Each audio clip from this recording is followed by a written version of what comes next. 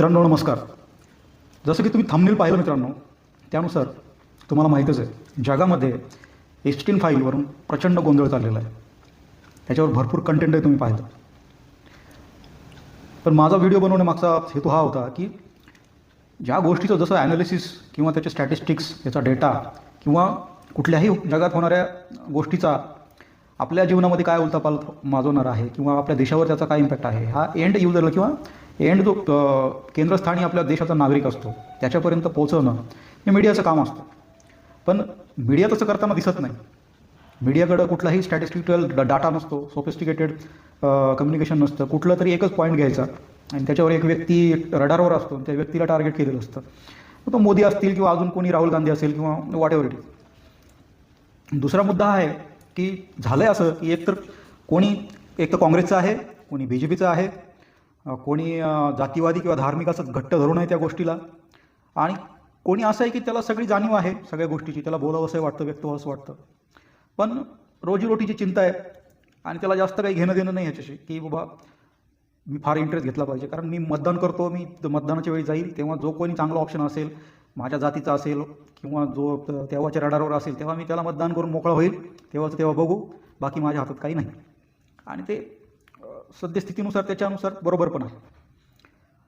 पण एक नागरिक म्हणून कुठले मुद्दे नागरिकापर्यंत गेले पाहिजेत, एक मीडिया म्हणून आपण काय पोहोचवलं पाहिजे आणि कुठल्या गोष्टीचं कसं ॲनालिसिस केलं पाहिजे, ह्या गोष्टी होत नाहीत. म्हणून आमच्यासारख्याला मध्ये तोंड घालावं लागतं आणि असे व्हिडिओ करून उपद्व्याप करावे लागतात. हाच त्याच्यामागचा कळीचा मुद्दा. म्हणूनच हा व्हिडिओ करावा असं वाटला आणि बोलावं असं वाटलं. कारण काही गोष्टी आहेत ज्या पोहोचल्या पाहिजेत पण त्या तशा येत नाहीत जनतेसमोर. मुद्दा असा आहे की जगात जिओपॉलिटिकली प्रचंड उलथापालथ चालू आहे. सगळ्या नाजूक स्थिती आहेत. कधी कुठून काय कुठल्या युद्धाला तोंड फुटेल हेही सांगता येत नाही. प्रत्येकजण त्याच्या ताकदीनुसार त्यातला तज्ज्ञ असतो, तो त्याचा ॲनालिसिस करतो आणि प्रत्येक क्षेत्रातला माणूस वेगवेगळा असतो. पण मीडियाचं काम काय असतं की त्या सगळ्याचं कलेक्टिव्हनेस जे आहे, जो सार आहे, तो जनतेपर्यंत व्यवस्थितरित्या पोहोचला पाहिजे. हा जनतेचा अधिकार ते मीडियामार्फत पोहोचवण्याचं काम झालं पाहिजे. एप्स्टीन फाईलनी सगळ्या जगात गोंधळ माजवला आहे. प्रचंड उलथापालथ झाली. सगळा डेटा डायरेक्ट अपलोड केला गेला.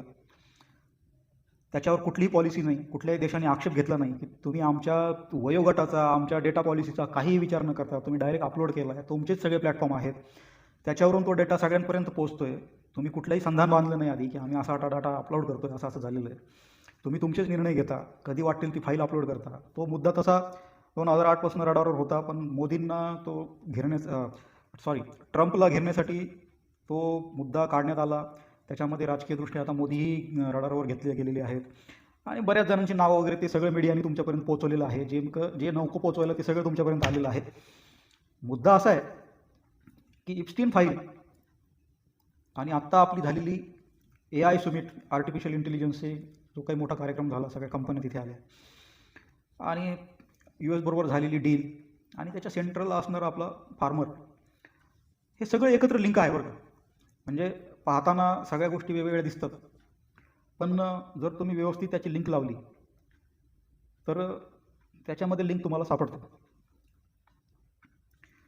सगळा डाटा डायरेक्ट अपलोड केला गेला, त्याची चौकशी झाली, अजूनही होते, रोज डेटा येतोय, कुठपर्यंत चालेल काही माहीत नाही. ते चालू राहिले का सगळं. माझा एक दृष्टिकोन असा होता की सगळा डाटा टाकणं आणि एकदम ही फाईल निघणं, त्याच्यामागे तुम्हाला काही वेगळं काही असं जाणवत नाही का की हे नेमकं अशाच पद्धतीने का घडलं.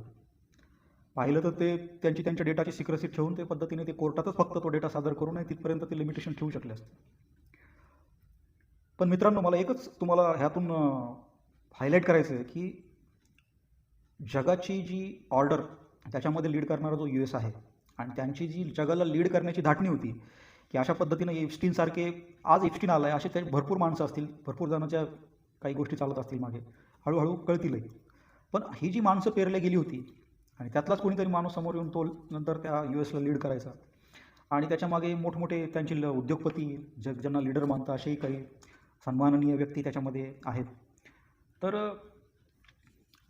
ही जी वर्ल्ड ऑर्डर चालवण्याची पद्धत त्यांची होती की कोणीतरी एक माणूस मध्ये घालायचा, त्याच्याकडनं सगळी पापं करून घ्यायची, आपणही त्यात तोंड मारायचं आणि त्या पापात लोकांना पण भागीदार बनवायचं.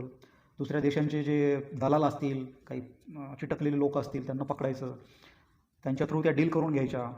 म्हणजे एक साधं उदाहरण तुम्हाला सांगतो, की समजा आपण एक छोटीशी डील करायला गेलो, आपण table to table, one to one discussion करतो, ती डील ठरते.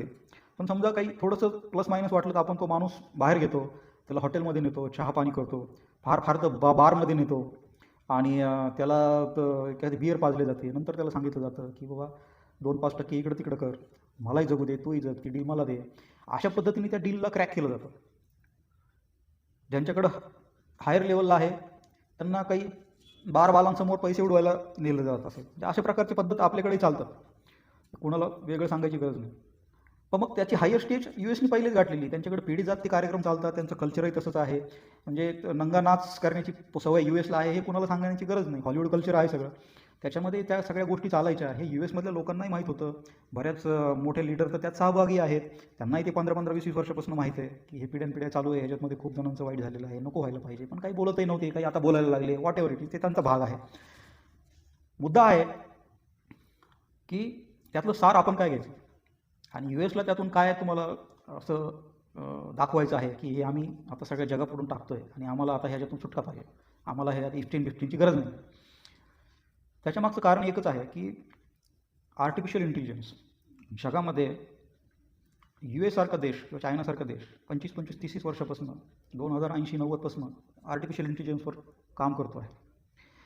1970-80पासून हे आर्टिफिशियल इंटेलिजन्सवर आर्टिकल यायला लागले, त्यांनी लिहायला सुरुवात केली की ITचा हा प्रवास आर्टिफिशियल इंटेलिजन्सवर जाऊन थांबेल आणि artificial intelligence will be the leader of world. ही चर्चा 20-25 वर्षापासूनच सुरू झालेली होती, त्याच्यावर ते कामही करत होते. बरं, भारतासारखा देश आहे, आपल्यापर्यंत त्या गोष्टी यायला पहिले 15-15, 20-20 वर्ष लागायचे, आता 5-6 वर्ष लागतात. कारण तसंच म्हणावं लागेल, कारण आज आपण 2026मध्ये दिल्लीमध्ये AI समिट घेतली. 2017-18पासून स्वित्झर्लंडसारख्या देश जिनिव्हामध्ये AI ग्लोबल समिट करतोय, त्याच्यावर आपलं लक्ष गेलं नाही. 2023ला तर मी स्वतः एक व्हिडिओ केला होता, फेसबुकवर टाकला होता, मला वाटतं की स्वतः रोबोटनी इंटरॅक्शन केलेले, स्वतः लीड केलेलं, ते कॉन्फरन्सला होस्टिंग केलेलं. अशा पद्धतीनं देश ऑलरेडी त्याच्यामध्ये प्रगती करत आहे, आपणही करतोय, नाही असं नाही. पण ती आपली स्पीड काय ती वावगी, आणि आपण त्यात काय झेंडे रवले, आणि अचानक 2026ला आपल्याला ती AIची समिट घ्यावीशी वाटली, कारण तुम्हाला हिंट लागली की आता ती वेळ आलेली आहे की आपली स्वतःची डेटा पॉलिसी, आपलं स्वतःचं इन्फ्रास्ट्रक्चर आणि आपल्या स्वतःच्या सगळ्या गोष्टी करणं आणि त्याच्यावर फोकस करणं अतिशय इमर्जन्सीच म्हणावी लागेल. म्हणून तुम्ही ती लगेच AI समिट केली आणि तुम्ही दाखवून दिलं जगाला की ह्या AIमध्ये भारतासारखा देश आहे, ह्याच्यामध्ये वेगळं काही खिलवाड करून कोणाला चालणार नाही, आमची दखल घ्यावीच लागेल. नाही तर आम्ही पण ह्या AIद्वारे पण टिट फॉर टॅट असं उत्तर देऊ शकतो. कारण AIचा वापर फक्त टेक्नॉलॉजी आणि जॉब जनरेशन करणं किंवा त्याच्यामुळे जॉब जाणं हा एक वेगळा हेतू आहे. पण मिलिटरीसाठी, आर्मीसाठी त्या AIचा वापर करणं आणि डेटा मॅनिप्युलेशन करून सामाजिक म्हणजे तंटा निर्माण करणं, दंगली घडवणं, ह्या गोष्टी US आता इझिली करू शकतो. हे US ला लक्षात आलं की आपण आपल्याकडे बऱ्यापैकी डाटा आहे आणि आता आपल्याला इप्स्टीनसारख्या लोकांची गरज नाही आहे. नागड्या पोरी नाचून त्यांच्या दलालमध्ये घालायचे, त्यापेक्षा आपण आता डायरेक्ट टू डायरेक्ट भिडूया, जो देश वाकडा जाईल त्याला त्याची अवकात दाखवूया. आणि आपल्याला कळतं, माहिती आहे की कोण कुठल्या गोष्टीला काय कमेंट करतो, कुठल्या गल्लीमध्ये आत्ता काय दंगल चालू आहे, त्याच्यावर कोण किती जय श्रीराम करतो कमेंटमध्ये, कोण किती अल्लाहू अकबर करतो कमेंटमध्ये, कोण किती वॉट एव्हर अजून काही असेल बारा भानगडी, कोण कुणाला शिव्या घालतोय, तो कुठल्या लोकेशनला चालू आहे, कुठून ते एका सेकंदामध्ये त्याचा इम्पॅक्ट कुठून कुठे पोहोचवायचा आहे, किती जणांच्या मोबाईलवर ते दाखवायचं आहे. हे सगळ्या गोष्टी जर एखादा देश बसल्या जागी करू शकत असेल तर मग इप्स्टीनसारख्या लोकांची आता गरज नाही. या US ला कळून चुकलं आणि तो सगळा मग तो बाजूला काढण्यात आला माणूस, आणि त्याची तयारी बऱ्याच दिवसांपासून चालू होती. आणि आता ट्रम्पचं जे वागणं आहे ते पण असंच आहे, कट टू कट, की मी जे करेल ती पूर्व दिशा, म्हणजे डेमोक्रॅसी फक्त दाखवण्यासाठी झालेली आहे, तर ते डिक्टेटरसारखे वागायला लागलेले आहेत. आणि त्यानं बरोबर त्यातून मार्ग काढलेला इप्स्टीन फाईलमधनं, त्या माणसाला व्यवस्थित इप्स्टीनला गारद केलेलं आहे जेलमध्ये, आणि नंतर परत हा गोंधळ चालू झालेला आहे स्वतःचं त्यातून सगळं मोकळं केल्यानंतर. त्या ट्रम्पचं वाटेवर काय होईल ते होईल, पण असं नाही की ट्रम्प गेला म्हणून दुसरा कोणी येईल तर त्याची पॉलिसी बदलेल. USची पॉलिसी कधीच बदलत नाही, राष्ट्राध्यक्ष कोणी येऊ द्या, प्रत्येक देशाची एक पॉलिसी असते आणि त्या पद्धतीने तो देश चालतो. आणि त्यांची पॉलिसी आहे डॉमिनेटिंगची, की ते सगळ्या जगावर त्यांना जो पाहिजे ते म्हणून घेतात, नाही तर त्या देशाला संपून टाकतात, ही त्यांची पॉलिसी आहे. त्याच्यामध्ये त्यांनी फक्त आता ती हिंट दिली की आता जे होईल ते artificial intelligence is the sufficient tool for us, आणि we are super power in quantum computing and quantum AI and whatever, बरेच त्याच्यामध्ये प्रकार आहेत. आणि त्यातले लीडर ते गोष्टी व्यवस्थितपणे जाणतात. आणि असं नाही की आज तिथल्या टॉपच्या कंपन्यांवर भारतीय मुळाचे त्यांनी बसवलेत म्हणून तेच राहतील आणि नंतरचे येणारे लोक त्याचा गैरफायदा घेणार नाहीत. सुंदर पिचाई जातील तर अजून कोणी गुगलला लीड करत तो त्या डेटाचा कसा उपयोग करेल, किंवा ते US च्या हातात आहे शेवटी. कारण ते त्यांचंच टूल आहे. नाही म्हटलं तरी आपण म्हणू शकत नाही की गुगल ही वेगळी एंटिटी म्हणून. त्यामुळे गांभीर्य हे आहे की तुमचे आज सगळे अँड्रॉइड त्याच्यावर आहे, तुमचे जीमेल त्याच्यावर आहे, तुमचा सगळा डेटा त्याच्यावर आहे, तुमचे अकाउंट लिंक आहे, तुमचं कुठलंही अकाउंट ओपन करायचं असेल तर जीमेलशिवाय होत नाही, त्याचे ऑथेंटिकेशन सगळे त्याच्यामध्ये आहेत. आणि गुगलला आज रस्त्यावरचे कॉर्नरवरचे सगळे प्रत्येक दुकानावरचे बोर्डही माहीत आहेत, कुठल्या घरात कोण राहतो, कुणाकडे काय डाटा आहे, कोण काय बघतो, कोण काय कंझ्युम करतो आणि कोण काय बोलतो, हे असं सगळं गंभीर सगळं आहे आणि ते सगळं त्यांच्या हातात आहे. आणि आपण स्वातंत्र्य असूनही पारतंत्र्यात असल्यासारखे आपल्याला कळत नाही काही. आपण बिंदास सगळ्या कमेंट करत असतो, पंतप्रधानाला शिव्या देत असतो. आपल्या मीडियाला काही शिस्त नाही की नेमकं काय दाखवायचं आहे काय नाही, आणि आपण काय दाखवलं पाहिजे नेमकं सोशल मीडियावरती चर्चा बंद होईल. आपण काय दाखवत नाही म्हणून सोशल मीडियावर चर्चा होते. याचं कसलंही ॲनालिसिस मीडियाकडे नाही आहे, त्याच्यावर कुणाचं होल्ड नाही आहे. कोणी काय बघितलं पाहिजे, कुठल्या वयोगटाला काय दिसलं पाहिजे, त्याच्यावरही कुणाचं होल्ड नाही आहे. आणि ह्या सगळ्याची हिंट आता मला वाटतं 2026ला गव्हर्नमेंटला कुठेतरी लागलेली आहे की आता आपल्या पुढच्या संकटात येण्या अगोदर ह्या AI वर होल्ड आहे आपला, निदान ते तरी दाखवा. आणि नंतर आपण 2-3 वर्ष त्याच्यावर जरा कमांड घेऊ. आणि त्यात ते काहीतरी ते करतायत आणि त्यांनी सगळ्यांना बोलवलं. त्याच्यामध्ये त्या युनिव्हर्सिटीनं तर एक रोबोटचा कुत्रा आणला, त्याचा प्रोटोटाईप स्वतःच चेंज केला आणि परत तो चायनाचाच निघाला. आणि अशा सगळ्या गोष्टी आहेत. त्या कुत्र्यावरच सगळी चर्चा होती, रोबोट कुत्र्यावर, त्याच्यावर सगळ्या मीडियाचा फोकस होता. पण त्याच्या मागचं जे ॲनालिसिस आहे ते कोणी दाखवत नाही. डेटा काय फिरतोय आणि जगाचे सूत्र कसे फिरत आहेत, त्याचा इम्पॅक्ट एंड युजर म्हणजे जो शेवटी आपला माझ्यासारखा जो नागरिक आहे किंवा तुमच्यासारखा नागरिक आहे त्याच्यावर त्याचा काय इम्पॅक्ट आहे हे कुणापर्यंतही असं पोहोचवलं जात नाही, म्हणून हा व्हिडिओ केला. बाकी ह्याच्यामध्ये चर्चा करण्यासारखा मुद्दा अजून एक आहे की इप्स्टीन नंतर हे AI आणि AI सगळी दुनिया फिरवणं आणि त्याच्यावर नंतर आता त्याच्यामध्ये 2040ला सायंटिस्ट सांगत आहे की ह्या जगामध्ये फार मोठा दुष्काळ येणार आहे. आणि तो येणार आहे 100%, कारण डेटाच सांगतो. तर त्याला आपण तोंड कशी देणार आहोत? कारण मला वाटतं ही जी AIची गोष्ट आहे ती सुमित तुम्ही 2018-19ला समजा कोरोनामध्ये तुम्ही संकटात होता, निदान 2021-20ला तुम्ही त्या गोष्टी चालू करायला पाहिजे होत्या, चॅनलच करायला पाहिजे होत्या, काय पॉलिसीज बनवायच्या आहेत काय नाही, वेगळी टीम करून आता त्याच्यावर तुम्ही लीड घ्यायला पाहिजे होती. तर आता तुम्ही सुमित करून त्याचाही फोटोग्राफी आणि त्या गोष्टी नको व्हायला पाहिजे होत्या. आता तुम्ही त्यात स्टँड हवे होते ऑलरेडी, पण तुम्ही तरी ते करताय, त्याबद्दल तुमचं गव्हर्नमेंटचं मी कॉंग्रॅच्युलेट करतो. देर आहे दुरुस्त आहे, आता तरी चांगलं करा. पण ती गोष्ट फोकस करण्यासाठी सारखी नाही आहे आता. ती गोष्ट तुम्ही साईडला करा, साईडला त्याचं इनोव्हेशन करा, त्याच्यामध्ये फंड वाढवा. कारण कुठल्याही संस्थेचं आणि कुठल्याही देशाचा जो किंवा कुठले गव्हर्नमेंट साधी कंपनी असेल तिचं जे R&D जर स्ट्रॉंग असेल तर तिचे सर्वायवलचे चान्सेस वाढतात किंवा त्याच्यावर त्याचं सगळं डिपेंड असतं. हे कुणाला वेगळं सांगायला नको. तर कुठलाही शहाणा माणूस त्याला मान्य करतो. त्याच्यामुळे रिसर्च अँड डेव्हलपमेंट सेंटरवर तुम्ही स्वतः गव्हर्नमेंटने ह्या 2-4 वर्षामध्ये पैसा वाढवलेला आहे. 60,000 करोड काहीतरी होतं मला वाटतं, ते आता 1.25 करोडपर्यंत तुम्ही नेलेलं आहे. पण तुमची डिमांड किती आहे? US आणि चायनासारखे देश R&Dवर किती खर्च करतात? तुमची अख्खी GDP ते त्याच्यात टाकतात, जेवढी तुमची GDP नाही आहे. त्याच्यामुळे ते डॉमिनेट करू शकतात सगळ्या जगाला. हे आपण ओळखलं पाहिजे. आणि मग AI किती टाकली पाहिजे तुम्ही? त्यातले 1 लाख करोडमधले तर तुमचे 20 करोड किंवा 10-15 करोड तुम्ही इस्रोला देत असाल, काही रिसर्च अजून दुसऱ्या कुठल्या गोष्टीला देत असाल, त्यातले किती % तुम्ही फार्मिंगवर खर्च करता आणि AI किती करणार? याचं व्यवस्थित कॅल्क्युलेशन तुम्हाला कुठे पोहोचायचं आहे ते तुमच्याकडे विजन असेल तरच तुम्हाला करता येईल असं मला वाटतं. म्हणून हा मुद्दामून व्हिडिओ केला. आणि त्याचा जो इम्पॅक्ट जो शेतकऱ्यावर येणार आहे त्याच्यावर तुम्ही जास्त फोकस करा, त्याच्या सुमित घ्या. आता खरी ती वेळ होती, कारण 2015 नंतर तुमच्यासमोर जे चॅलेंज आहेत ते तुम्ही हिट करायला पाहिजे होती आत्तापासून. तुम्ही आता परत 2040-45ला त्या दुष्काळाच्या तोंड द्यायला तुम्ही मार्गी लागणार, कारण तेव्हा त्या बातम्या आणि तो डेटा वाजवायला सुरू होईल. तर ते तेव्हा लागण्यापेक्षा ही खरी वेळ आहे. तुम्ही संकटातून आता ह्या देशाला बाहेर काढू शकता आणि तुम्हाला ती अपॉर्च्युनिटी आहे गव्हर्नमेंट म्हणून. आणि मला वाटतं तुम्ही कॅपेबल आहात म्हणूनच शिव्या खाता. तर त्यात तुम्ही माहिरही आहात शिव्या खायला, तर तुम्ही चांगलं कामही करू शकता. महाराष्ट्राला तर फडणवीस सरांसारखं नेतृत्व आहे, त्यांचे भरपूर कॅपेबिलिटीज आहेत, अकाउंटेबिलिटी पण आहे. तर ते सुद्धा मला वाटतं देशाला लीड करू शकतात. तर आता लीड घेण्याची गरज आहे खरंच मला वाटतं. तर पुढे या. आणि आपण नागरिकांनी ना, ज्या संघटना आहेत, ह्या गोष्टी आहेत, त्यांनी ह्या डेटावर काम केलं पाहिजे. कलेक्टरला भेटलं पाहिजे, काय डेटा आहे, तुम्ही शेतकऱ्यावर किती खर्च केला पाहिजे, तुम्ही डेटा रिसर्च अँड डेव्हलपमेंट सेंटरमध्ये तुम्ही शेतकऱ्यांवर गव्हर्नमेंटने किती दिले होते, माझ्या राज्याला किती आले, माझ्या जिल्ह्याला किती आले, जिल्ह्यातून त्या संघटनांनी रिव्ह्यू घेतला पाहिजे की आता तुम्ही इथं ॲक्च्युअल काय काय कामं केले आणि तो डेटा आम्हाला द्या. नसेल तर आम्ही तो कुठून घ्यायचा ते सांगा. हे उत्तर मागितले पाहिजे, त्यावर आपण बोललं पाहिजे आणि हे त्याचा फायदा करून घेतला पाहिजे आणि या देशाला नक्कीच वाचवलं पाहिजे. कारण आपला देश आहे, आपणच वाचवणार. आपण नाही वाचवणार तर कोण उभा राहणार या देशासाठी? तर बाकी ह्या जातीपाती ह्या गोष्टी आता बाजूला ठेवा आणि डेटावर काम करा. कारण data is the tool for the future. आणि ज्याचा डेटावर प्रभाव असेल ज्याच्यावर होल्ड असेल तोच या जगाला लीड करू शकतो, हे वेगळं सांगायची गरज नाही आहे.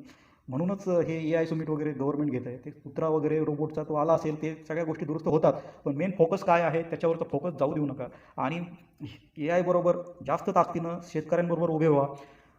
जर 3 वर्ष दुष्काळ पडला तर आपल्याकडे काय डाटा आहे, किती इरिगेशन आहे, किती पाण्याचा लॉट आहे, MIDCला किती पाणी गटगट MIDC पितात आणि त्यांना किती द्यावं लागतं. तुम्ही डेटा सेंटर आणता इकडे दुसऱ्या देशांचे, त्यांना सांभाळायला रिसोर्सेस, जमिनी, त्यांचे त्याला डेटा सेंटरला खूप मोठमोठे AC 24 तास लागतात. त्याचे एनर्जी कन्झम्पशन कुठून करणार आहात, त्याचा इम्पॅक्ट शेतकऱ्यांच्या वीज बिलावर येईल का, सामान्य माणसाचं लाईट बिल वाढणार आहे का, ह्याचे डेटा ॲनालिसिस मीडियाने करायला पाहिजेत आणि ते मीडियानं पोचवायला पाहिजे. निदान ते तरी करा. माझी तुम्हाला नम्र विनंती आहे की आता जागे व्हा आणि गव्हर्नमेंटला चांगल्या कामामध्ये सपोर्ट करा. आणि त्यांना तुम्हाला वाटतं तर लगेच त्यांना क्रिटिसाईज करा, हेल्दी क्रिटिसाईज करा. आणि त्या हेल्दी क्रिटिसिझम गरजेचंही असतं, त्यासाठीच आपण हा व्हिडिओ पण केलेला आहे. आता येणाऱ्या व्हिडिओमध्ये आपण व्यवस्थित ॲनालिसिस करू. हा व्हिडिओ मला वाटतं थोडा मोठा झालेला आहे आणि मी पण घाई गडबडमध्ये बरंच काही बोललेलो, तर त्याला व्यवस्थित ॲनालाइज करू आणि एक एक टॉपिक आपण व्यवस्थित घेऊया. आणि सगळ्यात महत्त्वाचं मला वाटतं, AI तर आहेच आहे आपल्या देशाला वाचवण्यासाठी, ते AIवर काम झालंच पाहिजे, आधी व्हायला पाहिजे होतं. पण शेती वाचवा, जैवविविधतेबरोबर जे आपल्याकडं डायव्हर्सिटी आहे त्याचा वापर करा. आणि प्रत्येकानं बोला, शेतीवर बोला, शेतकऱ्यांना भेटा, शेतकऱ्यांची टीम तयार करा. प्रत्येक शेतकऱ्याकडे चांगले 100 शेतकऱ्यांचे मोबाईल नंबर असले पाहिजे, त्यांच्याशी डेली व्हॉट्सअप ग्रुपवर चर्चा झाली पाहिजे. मराठीतून चर्चा करा जेणेकरून सगळ्यांना कळेल. आणि बाहेरच्या राज्यातले शेतकरी काय करताय त्यांना जाऊन भेटा, ग्रुप करा. आणि जैवविविधतेबरोबर आपली आपल्याला तिथं टिकवायचंच आहे ग्लोबल वॉर्मिंगसाठी. आणि ग्लोबल वॉर्मिंगला आणि जगाला तारणारा सगळ्यात महत्त्वाचा घटक शेतकरीच आहे. तर मला वाटतं ही शेती टिकली पाहिजे. आणि नंतर 70-80% जमीन नापीक झाली अजून 20-1 वर्षांनी, तर आपण खाणार काय? कारण जी जमीन पिकवण्यालायक उरेल तिची कॅपॅसिटी नाही राहणार एवढे मोठे तोंड भरण्याची. जगातले सगळे लोक आपल्यावर तुटून पडतील, आम्हालाही खाऊ घाला. आधीच सगळीकडं माज पसरलेला आहे सगळीकडे. कुणाचं अशी एकी राहिलेली नाही. सगळ्या देशांमध्ये असं अराजकता आहे. कधी युद्ध होतील आणि कधी काय होईल. अर्धे तर भिकायला लागलेले आहेत, अर्धे आपल्यासारखे काही आत्ताच चायनालाच झालेले आहेत, डेव्हलपमेंट पकडलेली आहे. त्याच्यामध्ये आपण आपल्या गव्हर्नमेंटच्या पाठीशी खंबीरपणे उभं राहिलं पाहिजे. वेळोवेळी त्यांना क्रिटिकही केलं पाहिजे. नको त्या शिव्या घालून, नको त्या मुद्द्यावर बोलून आणि नको त्या बातम्या दाखवून आपलं भलं होणार नाही, हे सगळ्यांनी ओळखलं पाहिजे. आणि हीच गोष्ट मला हायलाईट करायची होती की आता शेतकऱ्यांवर समिट घ्यायला सुरू करा, शेतकऱ्यांवर फोकस करा आणि तुमचं इरिगेशन सेक्टरला स्ट्रॉंग करा. आणि फडणवीस सरकारला माझी नम्र विनंती की तुम्ही ही अपॉर्च्युनिटी सोडू नका. तुम्ही भरपूर शेतकऱ्यांसाठी केलेलं आहे, करताही असाल, पण 100% त्याच्यावर फोकस करा. पुढचे 15 वर्ष फार महत्त्वाचे आहेत. हे जर 15 वर्ष निघून गेले आणि शेतकरी राजा जर तिथेच राहिला, जमिनी जर अजून नापिकी झाल्या, तर फार मोठं संकट या देशापुढे आहे. हे सांगायला कुठल्याही माझ्यासारखा वेडा सांगू शकतो, तर कुठलाही तज्ज्ञ तर नक्की ठामपणे सांगेल की हे वाचवा आणि हे करा. तर परत भेटूया पुढच्या व्हिडिओमध्ये नवीन टॉपिक बरोबर. जय हिंद, जय महाराष्ट्र.